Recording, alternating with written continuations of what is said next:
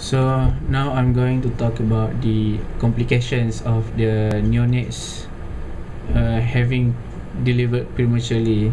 The definitions of premature is the babies delivered at birth below than 37 weeks of gestations.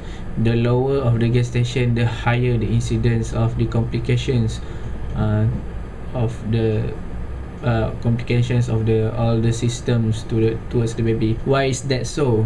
This is because of all the organs are not mature yet. They are vulnerable, and because of all of this, they develop a lot of complications. There are few complications involving multiple systems. For example, is cardiovascular system.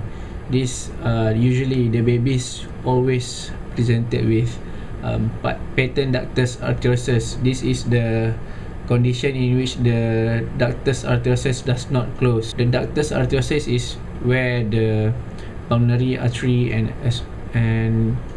aorta is connected. Usually during premature delivery, the ASD is the septum of the atrial is not closed, so these are balanced. But when they deliver, usually the septum of the atrium is closed, and if the PDA is large enough, this will cause a lot of problems such as heart failure, and usually they presented with poor feeding and prolonged feeding interval time. Usually the babies presented with respiratory distress syndrome. The baby had a respiratory distress evidenced by tachypnea as well as use of the accessory muscles such as subcostal, intercostal, and suprasternal muscle. So all these muscles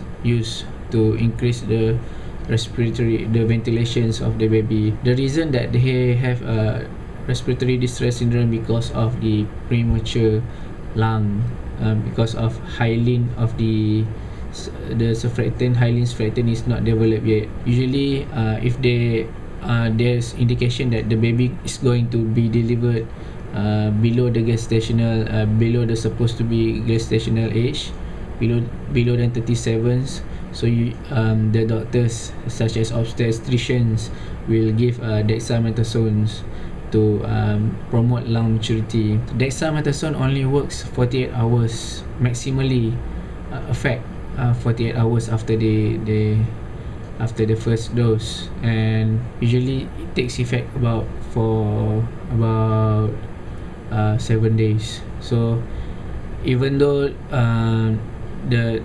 even though we give the dexamethasone, we still have the incidence of respiratory distress syndrome compared when we are not giving it. The incidence of after giving the dexamethasone the incidence of RDS after giving the dexamethasone is much lower. So for this, we need to give a surfactant for this baby. Usually they had respiratory distress for about more than continuously for 24 hours. So we need to ventilate the babies. The other system is central nervous system, whereby the babies might have intraventricular hemorrhage, the hemorrhagic in the ventricular area. This is because of the germinal matrix is vulnerable in the ependymal areas.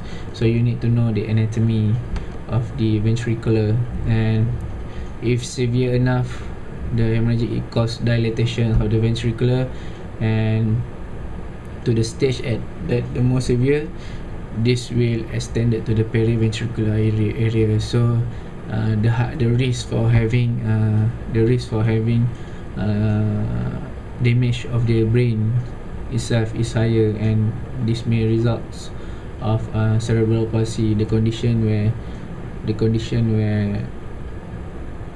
several non-progressive brain development because of the damage, and usually involve the motor problem. In GIT system, they were presented with necrotizing enterocolitis, the conditions where the bowels having ischemic, probably due to the attack of the pathogens, the commensals in the commensal itself in the gut, because the immune system is not strong. So the commensals in the GIT will predominantly attack the immune system. So usually this will cause what we are afraid is perforations, and what they are need to do is they are usually doing stoma or anastomosis of the gut.